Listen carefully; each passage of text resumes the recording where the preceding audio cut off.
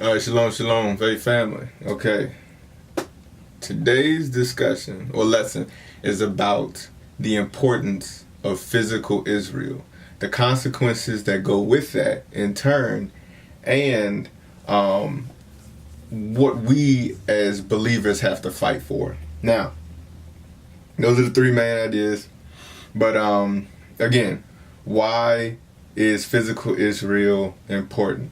And it is because it's linked to the Bible. When God was speaking, he was speaking specifically to a people, his people.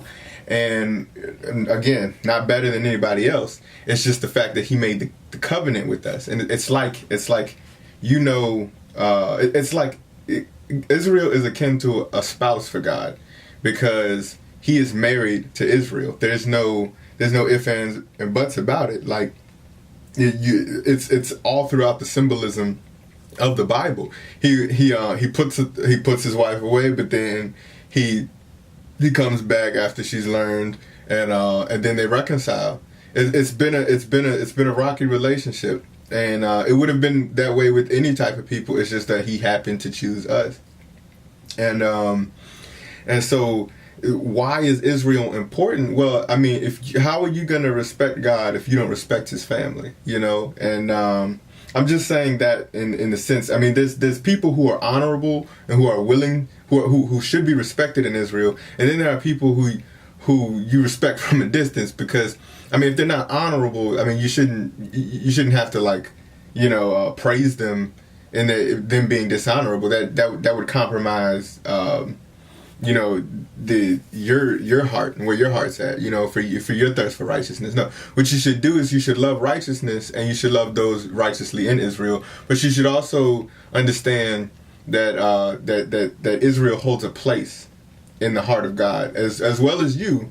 But you just gotta understand, nobody is gonna know that person as much as a spouse does. So, like, you can have good friends that might know you, but ain't nobody gonna know you like your spouse. You know what I'm saying? Unless you was doing infidelity. But the thing is, like, God don't do that. So, anyway, but Israel is not only a wife, but is also the son of God, and because God is real, you know, and Jesus is Israel.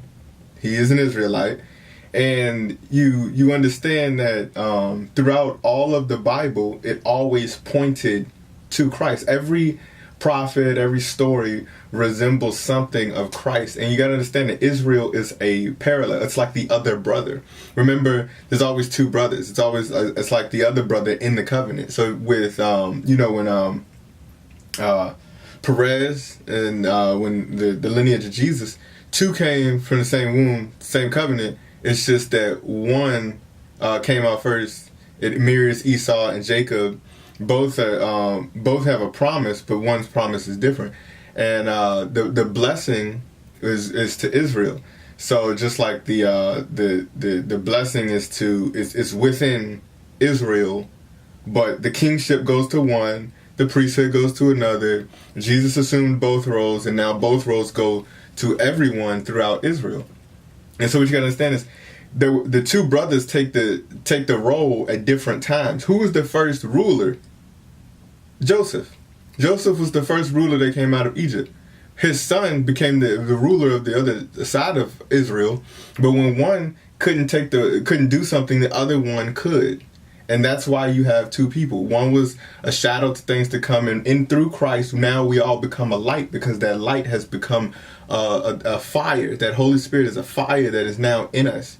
And so now we become a light to the world. And it was always intended that way. So if you look at how it actually went in the order of things, Jesus came. He was the light to the Jews and the sacrifice for the Jews, because the sacrifice is given back to you. Pilate washed his hands and gave Jesus back to the Jews. The sacrifice is given back, and so he was the sacrifice for Israel. Israel's the one that needed the sacrifice, but through that he opened both doors. There was always a door cracked open for Israel, and that could shine to the rest of the world, but only through the redemption and redeeming of when God pulled us out of places to show his might to the other world. And so this is how Israel had always redeemed other people. God had a law. Israel couldn't follow that law. It went into subjugation. And when God brought Israel up, it also brought the other nations up. That's how it happened every single time. And when Jesus came, he came to Jews first, then the Gentiles, speaking of the other Israelites, and then he came to then that light spread out to the other nations, the actual Gentiles. And why you have to understand that Jesus is important, that Israel is important, is because Joseph, when you understand that that you have to respect the one who's in power and authority. So when we assume power and authority in a little bit, we won't be braggadocious or rude about it. What did Joseph do? He respected his brothers. He was the one beaten, the one sold into captivity and slavery, and the one rejected. And what happened? Now he's the one in power and authority. And what did he do with his brothers? He forgave his brothers. I'm gonna get to that again in a little bit. And so what happened was his brothers were raised up in a similar like manner authority to him. No one was trumping his authority, but they had just about the same amount, because they were under him. And so how it has to go, because God's gonna pick who's who.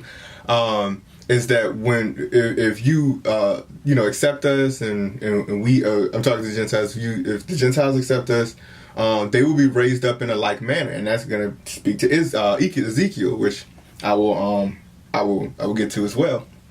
And so it's the same thing. It's the same. That parallels with what we did to Christ. Okay. Is what you did to Israel as a whole. Is what the Gentile nations did to Israel as a whole. And so you beat us, put into slavery, and now we come back and we're supposed to be forgiven but firm. The thing is, Jesus is the same way. Jesus, we crucified Jesus. The Jews crucified Jesus. And what did he do? He came back and he said, Father, forgive them, for they know not what they do. They didn't know what they did, and they didn't know any better. So, it is what it is. Just know that heart for forgiveness, that's love. And what Jesus did was absolutely love. And that is so important because Jesus parallels Joseph in that sense in Israel, but Israel parallels Joseph in the sense of the whole world, because we're all brothers and sisters in Christ, are we not? And technically, we're all brothers and sisters in Adam, too. So it's really important that you understand that. But not only that, but, I could go into parallels again and again, how Jesus was the seed of the serpent. Israel was the seed of the serpent. Jacob was supposed to get the blessing, right? Well, Esau was supposed to get the blessing, but Jacob got it because, why? Because the mom wanted it. The seed of the serpent, the seed of promise came from the woman. And so it was the same ordeal. It was a servant. We've been crucified, murdered, all of this stuff, lynched, to be the sacrifice for the entire world. Because before, everybody's sin counted to themselves, and they would get it in life. Like God was about to wipe out the entire world, and he saved like one person or 8. But and so what did he do for? But when he made the covenant with Israel, God's focus became on Israel. So his anger and his judgments and his righteousness now all became on Israel instead of the whole world.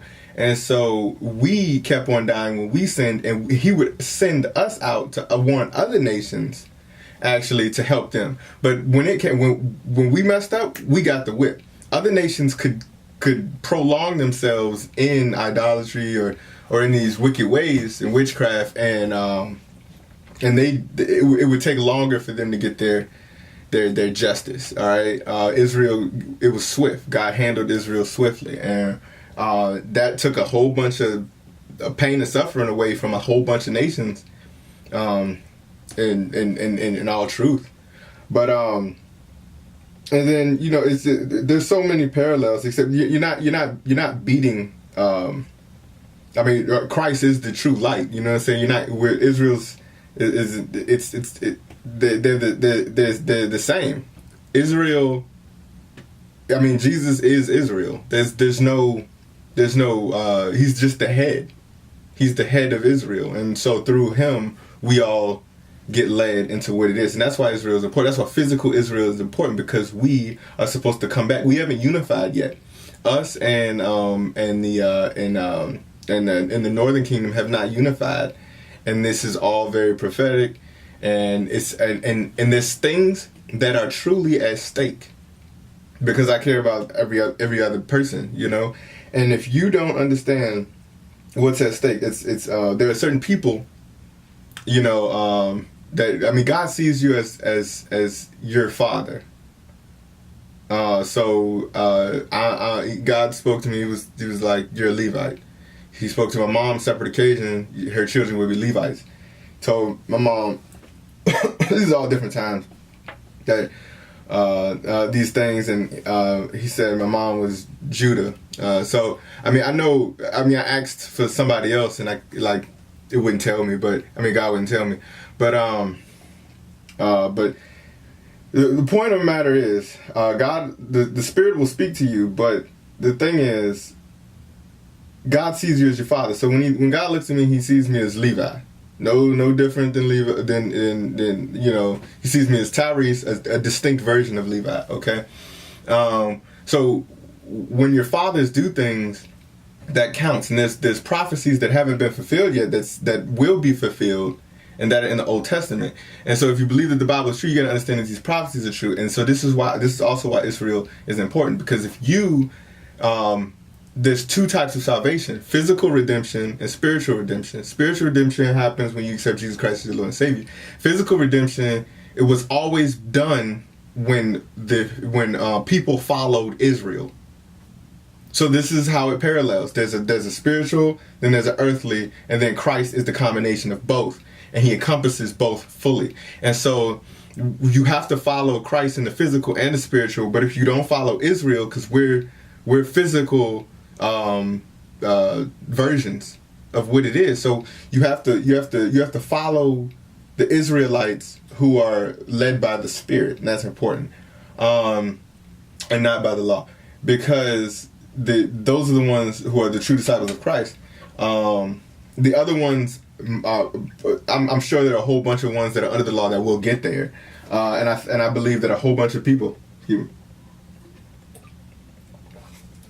I believe that a revival is going to come to them too, just like it awakened for them knowing the heritage. There'll be an awakening for the Spirit, and but besides that, salvation has always been. I mean, the Egyptians that fled, they followed. There was always a multitude of nations that went with Israel, and they were saved because of it, or they followed what the prophets of Israel said, and they were saved by it. You always have to follow Israel, because Israel is the true emissary for God. It's the true middleman for God. It was always intended to be that way, and that's why I say you will be a light to the world. And so, but then there's certain people that are in danger if they do not follow Israel. So you've got the other nations, and then you've got Esau. All right, and so this is important, because faith in Christ doesn't mean physical protection. So in the end times, it says in the time of Jacob's trouble, He will take us out. So Israel is guaranteed to be safe for the most part. There will be some that die, but for the most part, Jacob will be saved. The thing is, the other nations, if you don't follow us, you might not be saved. You know, and that's physically, spiritually, all power to you. You are going to heaven, everything, if you believe Jesus Christ is your Lord and Savior. Except you do face mortality in the physical sense, and in a certain people group especially. And so, but I mean, there will be people who survive on the inside of Jerusalem in the end times, and there will be people who survive on the outside. The people on the inside who follow us become Israel, and that's in Ezekiel 47. And it shall come to pass that you shall divide a lot of inheritance unto the strangers that shall dwell among you, which shall beget children among you, and there shall be unto you as born in the country among the children of Israel. They shall inherit, their inheritance shall be among the tribes of Israel. This is when the other tribes actually get the inheritance of Israel. If you follow Israel in the physical, you become physically Israel at that point. That's never happened before. There's something similar to it in Moses, in Leviticus and Exodus, when he says there will be only one law unto you. You still couldn't inherit land. The Gentiles still couldn't inherit land. They were treated as such, but they still couldn't. They couldn't be. They couldn't be Levites. They couldn't do priestly things. Nor could they be Nazarenes. They couldn't take the vow of Nazarene. Only things. Nor could they hold political offices because they weren't Israel. But now they will be. But the ones who don't, they will not. The ones who don't follow us and are not in Jerusalem at the appointed time, they will be. They will continue. They might have faith in God. They just didn't have faith that we were the people, and they faced the threat of not being Israel in the new kingdom. Now, it'll be okay because those people will be able to govern. You know how like what is it? Herod was a client. He was a governor, almost like a ruler, and those are the positions you will have. But Israel is supposed to inherit the whole world, so the whole world's going to be under the governing and the leadership and the kingship of Israel through Jesus, right? And then he will appoint his kings and his princes, and they will come from Israel. Since you are in Israel at the appointed time, there shouldn't be no reason why you don't get a crown. But the thing is, the people on the outside who survive, who don't bow, but who are on the outside, they will be in turn the servants. But they will be. But remember, Abraham never treated his servants. He treated his servants like sons. Like if Israel wasn't there, he was going to give the inheritance to them. That means that you qualify. It's just that you weren't there at the right time. So now you have to fight for your blessing again. So this is where contending comes into play. This is to the Gentiles. That God loves you no less than anybody else. There's just an order to things. You have to contend for your blessing. You have to fight for it. If you know God, ask for that blessing then. Ask, because then don't be deceived. Don't follow any black man thinking he's Israel, or don't follow anybody saying he's Israel. No, ask God where to lead you. And if he leads you, he could lead you in a myriad of ways. I don't put it past him. You know what I'm saying? Color is a misnomer. Okay, he could lead you to a white person that'll lead you to a real Israelite in faith, and there might be some Israelites in with different color palettes. Color is absolutely a misnomer. The original Jews were black. Most of the Jews today are still black. The thing is, through constant mixing, it's a misnomer. It's the father's seed. That's what counts, because it's not a pure blood thing. Because what is it? Solomon's son. His mother was from a different nation, and so color will always get you confused. Anyway. And so not every black person, and so on. But again, that's why you have to contend. And so then the people on the outside will then have to contend for another 1,000 years while Christ reigns and while we reign under Christ for their blessing. And that's why it's important, because you don't want to miss out on that. You don't want to be that person who has to contend for another 1,000 years when right now all you have to do is contend for seemingly when the end times starts. Tribulation, which is soon. The times are near. All right. And then the more detrimental piece to this is Esau. Now, Esau in Obadiah, Esau has a whole bunch coming to him, all right? And this is talking about the nation, because, God said he hated Esau, right? Thing is, Esau is in every nation at this point. Esau looks like everybody. So you don't even know if you're Esau, and I believe that Esau is E1B1B. And I believe that Israel is E1B1A. And you can look at the Jews who are E1B1B. They all have they're more so the curly haired, the Jufro. Those are the one, and they have the thicker nose. But Esau is also in Africa, looking just like us.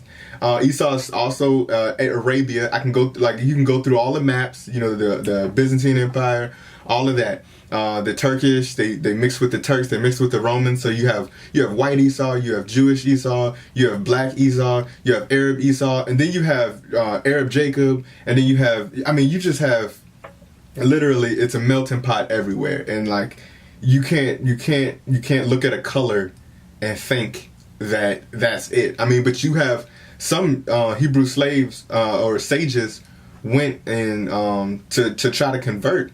So those could have been Esau, or they could have been. But there's E1B1A in the Jewish blood. So they would be Jacob. They would just look like the Esau version of Jacob. You know what I'm saying? Regardless of this, regardless of any of this conjecture or whatever, point is Esau is in danger, and I'll tell you why. Because Obadiah, I believe it starts at 8.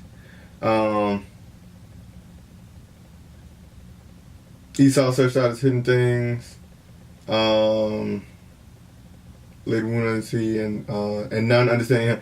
Shall I not in that day, saith the Lord, even destroy the wise men of Edom, and the understanding of the mount of Esau, and that the mighty men to men shall be dismayed, to the end that everyone of the mount Esau may be cut off by slaughter. For thy vengeance against thy brother Jacob, shame shall cover thee, and thou shalt be cut off forever. In that day that thou stoodest on the other side, in the day that the strangers carried away captives his forces and foreigners entered into his gates, and cast lot upon Jerusalem, even though waste as one of them.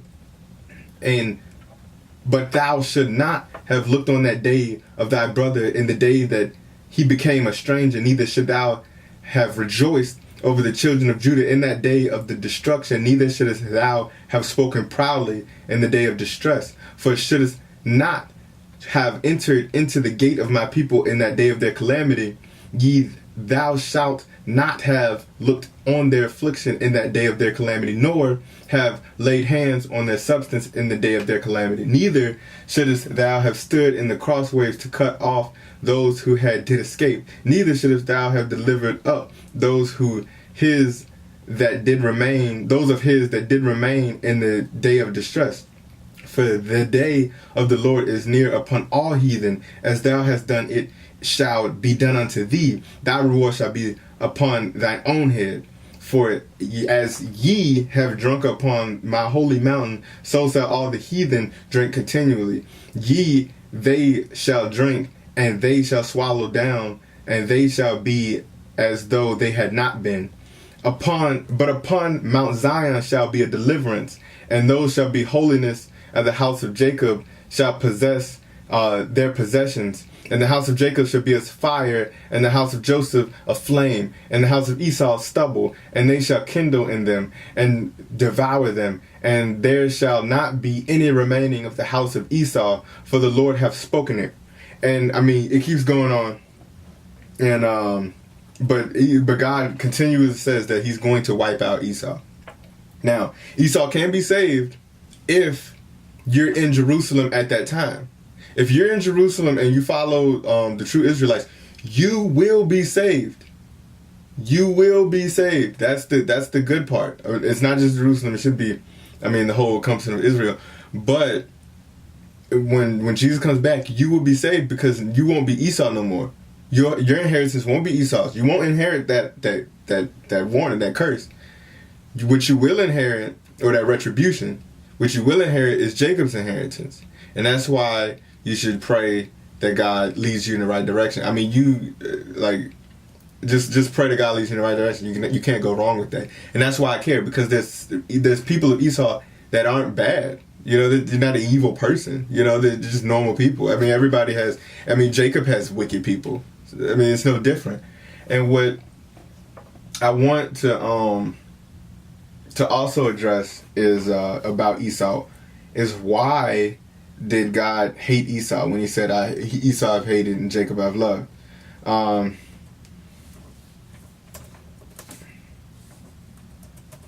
it's because when he was talking about Esau, he was talking about the nation. He was talking about Idumea, and he was talking about that because, I mean, the brother nations, one hated the other. God can't stand hate because God is love. But if you understand what happens in Genesis 33,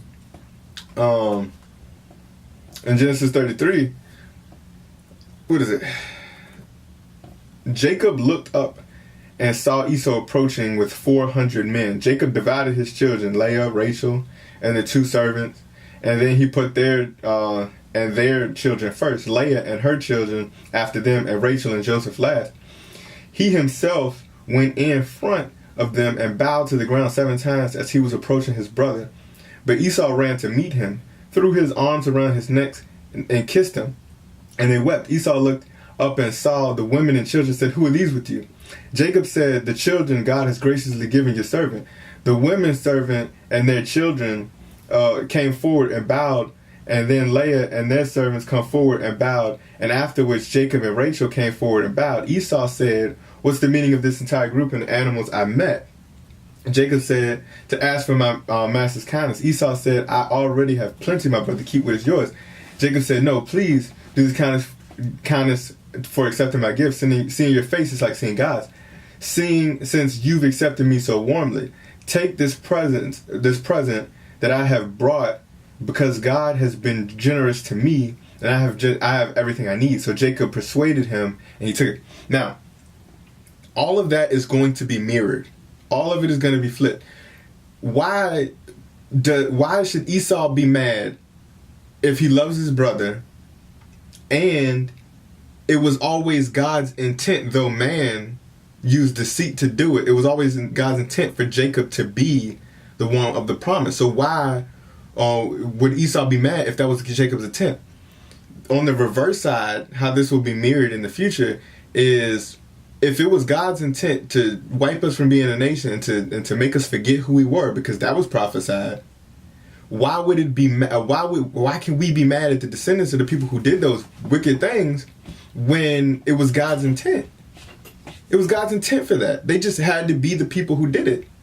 And so when it happens, when they come back and they're sorry, you can't be mad at these people, because us showing them forgiveness in that time is like them seeing the face of God, because God shows forgiveness, God shows love. Esau, the man, is different than his nation. His nation was built around the resentment of the part of the resentment that the father had, but not the love of what their father had.